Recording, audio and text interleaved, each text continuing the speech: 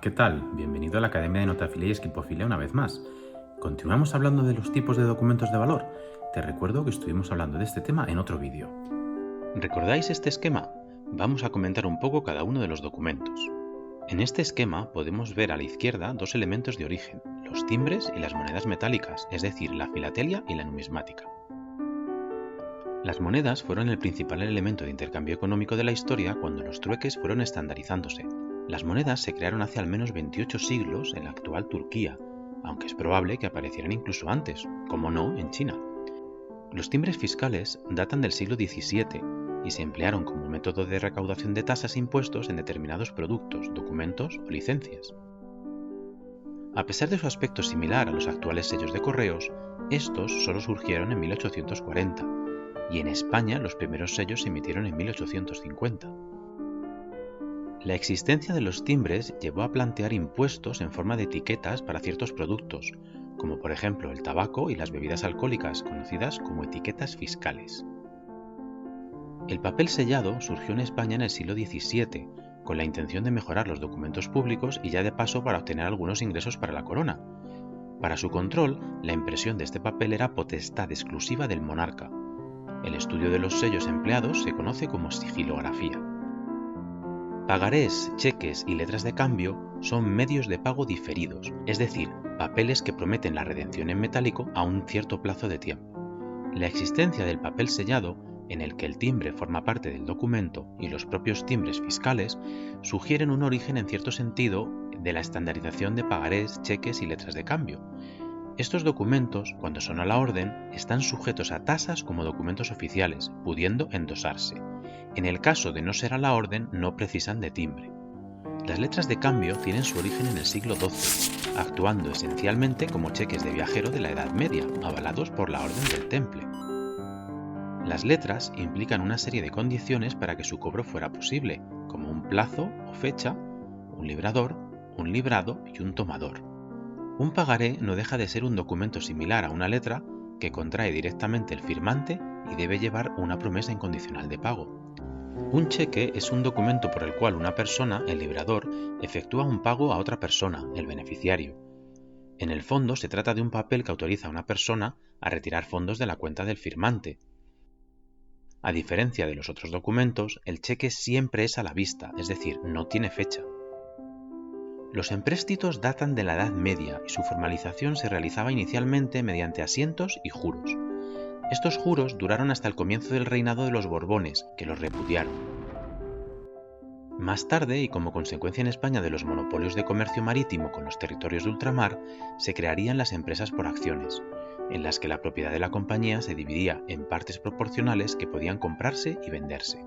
De tal manera se crearon la Real Compañía de Zaragoza, la de Granada, la de San Fernando de Sevilla, la Guipuzcoana de Caracas o el propio Banco Nacional de San Carlos, por poner solamente algunos ejemplos.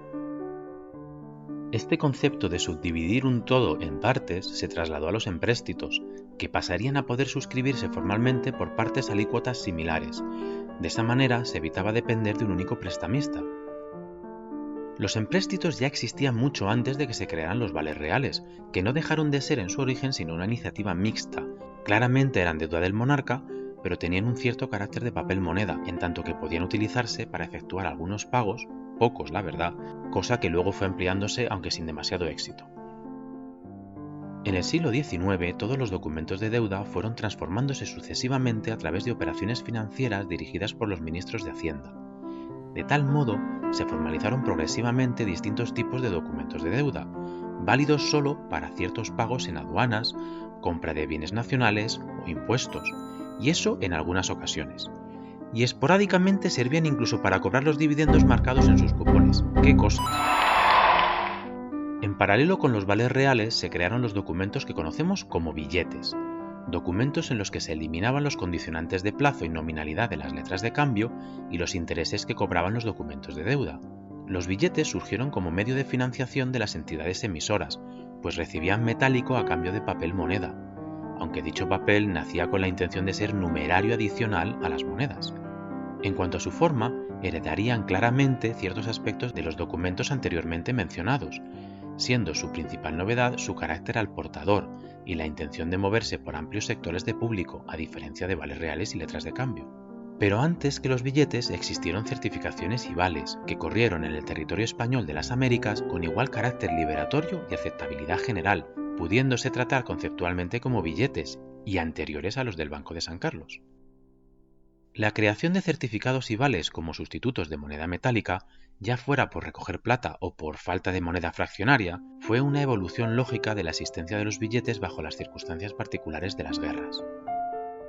De hecho, los primeros billetes españoles en América caerían bajo esta característica, al igual que otros creados en Almadén durante la Guerra de la Independencia, así como los miles que circularon durante la Guerra Civil, que tradicionalmente se han llamado billetes locales o municipales. Muchos de ellos eran en realidad vales, desarrollándose también bajo esas circunstancias los vales equivalentes a productos, como gasolina, pan o ropa.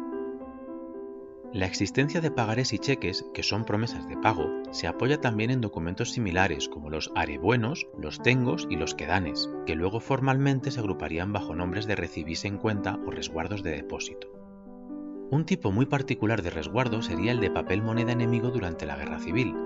Estos documentos no servían para pagar, pero sí representaban dinero y dada su relación con la retirada de billetes durante la guerra, los considero también de interés para el coleccionista.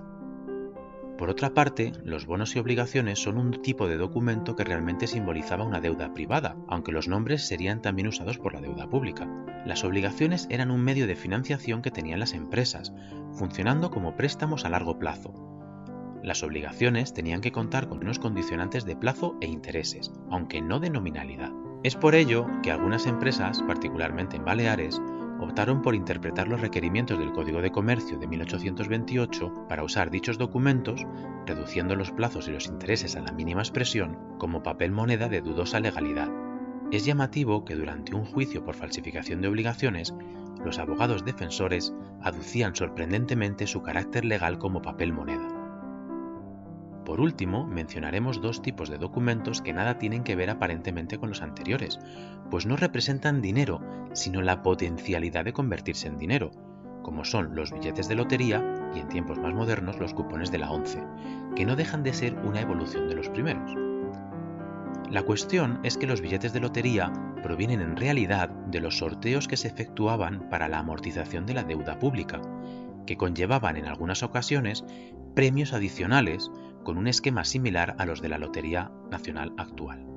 Esta lotería surgió formalmente de la llamada Lotería Moderna en 1812, en contraposición a la primitiva de 1763, pero la idea de sortear premios en función de números tiene su origen en las amortizaciones de la deuda pública y esos extras que decidieron otorgar para motivar a la gente a comprar deuda. Espero que esta larga explicación te haya servido para poner cada pieza del puzzle en su sitio. Si te ha gustado este vídeo, no te olvides de darle a me gusta y sigue el canal para más vídeos educativos y divulgativos sobre el coleccionismo de billetes y documentos de valor. Hasta luego.